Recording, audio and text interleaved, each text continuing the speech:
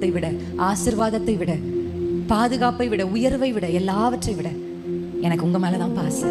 அல்லேலூயா, ஆமென். 51ஆம் சங்கீதத்துல 11ஆம் வசனத்துல நீங்க எடுத்து வாசிச்சு பாருங்க. அந்த வசனத்தை ஏதாவது சத்தத்தை உயர்த்தி வாசிக்கலாமா? தாவீதுடைய ஆசையை பாருங்க. உமது சமூகத்தை விட்டு என்னை தள்ளாமலும் உமது பரிசுத்த ஆவியை என்னிடத்திலிருந்து எடுத்துக்கொள்ளாமலும் இரும். அல்லேலூயா. ஒரு பெரிய தவறை செஞ்சுட்டு, பத்சேபாளோட தவறை செய்து விட்டு, அந்த தவறு நாத்தான் வந்து சுட்டி காண்பித்த உடனே அவர் எழுதின சங்கீதம் தான் 51. அல்லேலூயா.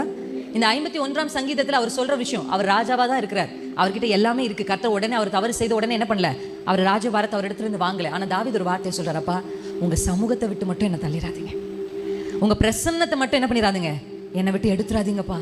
உங்க பரிசுத்த ஆவியானவர் என்னை விட்டு எனக்கு எது போனாலும் சரி. தாவீதுடைய வார்த்தை என்ன, எனக்கு என்ன போனாலும் சரி, ராஜபாரம் போனாலும் சரி, எது போனாலும் சரி, எனக்கு தேவை உங்க பிரசன்னம் தான். ஹல்லேலூயா.